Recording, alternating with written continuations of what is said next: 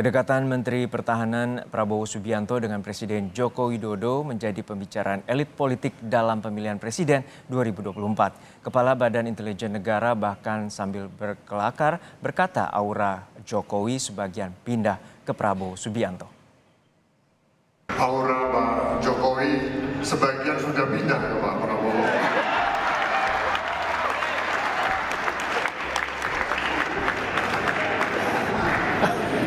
Kita semua mendoakan untuk Pak Prabowo semoga sehat, lancar dan sukses dalam kontestasi pemilu 2024. Kelakar Kepala Badan Intelijen Negara BIN soal kedekatan Presiden Joko Widodo dengan Menteri Pertahanan Prabowo Subianto menguatkan sinyal restu Jokowi untuk Prabowo di pemilihan Presiden 2024. Ucapan Budi diutarakan dalam pidato pembukaan Youth Creative Hub di Jayapura, Papua pada Selasa lalu. Di Papua, selama 2 hari selain meresmikan pusat kreatif anak muda, Jokowi mengajak para menteri dan pejabat yang mendampingi ke pasar-pasar. Dan di pasar Yutefa, Jokowi dan Prabowo kompak memakai topi yang serupa. Di Papua juga tepatnya kompleks Food Estate, Jokowi mengajak Prabowo adu balap membajak tanah. Belakangan, dalam sebulan, Jokowi senantiasa didampingi Prabowo dalam acara resmi dan kunjungan kerja. Yang paling fenomenal adalah momen panen raya di Kebumen, Jawa Tengah awal Maret lalu. Jokowi mengajak Prabowo dan Gubernur Jawa Tengah Ganjar Pranowo ikut panen raya.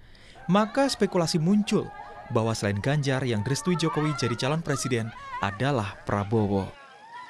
Peneliti senior Litbang Kompas, Bestian Nainggolan menilai sosok keduanya saling melengkapi bila disandingkan di Pilpres 2024. Litbang Kompas mencatat gabungan antara kedua calon tersebut itu potensial meraih suara dukungan publik yang cukup besar, paling tidak 42,3% sampai dengan 62% itu akan bisa diakumulasikan suara pemilih melalui pada dua calon ini.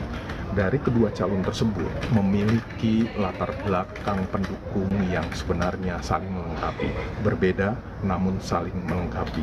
Dari sisi demografis misalnya, Pak Prabowo lebih banyak didukung oleh para pemilih yang berada di luar Jawa.